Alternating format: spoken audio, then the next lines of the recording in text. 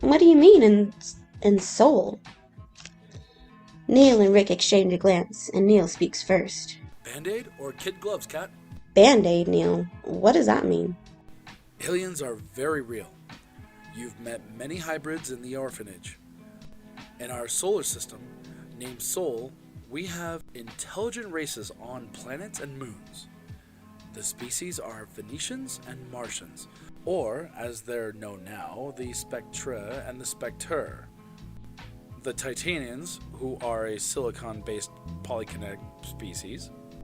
The Atlanteans, as you would call them, but I prefer to call them Europeans, as they only recently returned to Atlantis.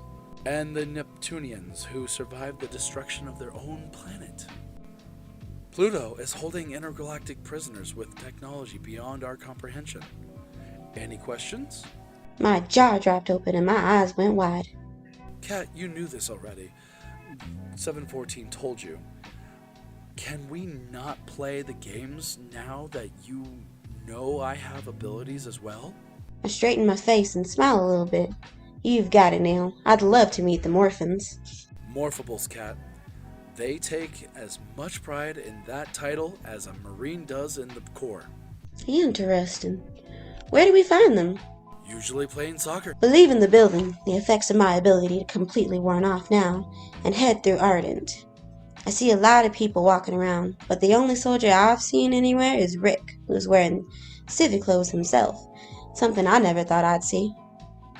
Where are all the soldiers? This is a school. There are no soldiers here, Cat. You have a lot of faith in the Reverend, eh? Rick has a big mouth. But now that you're a part of Ardent, yeah, the Reverend protects this place by itself. Itself? Most respectful term. The rumor is that he was a student who learned to control the senses of everyone and everything around him.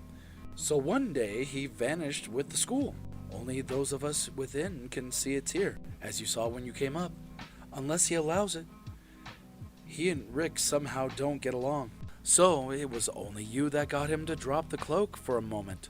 If Rick had tried to follow you, I have no doubt the Rev would have locked him out again. You trust this random entity that nobody knows to protect children? No real choice. When the first generation Ardent experiments were done during Vietnam, it resulted in some pretty catastrophic side effects. The Reverend is one of the children of those soldiers. He has a soft spot for the kids, and has never failed to protect them. We tried to relocate, but he didn't allow us to leave. Whatever Ardent created in the Reverend, we're just happy he's friendly. It never speaks to anyone at all? Yeah, it does all the time.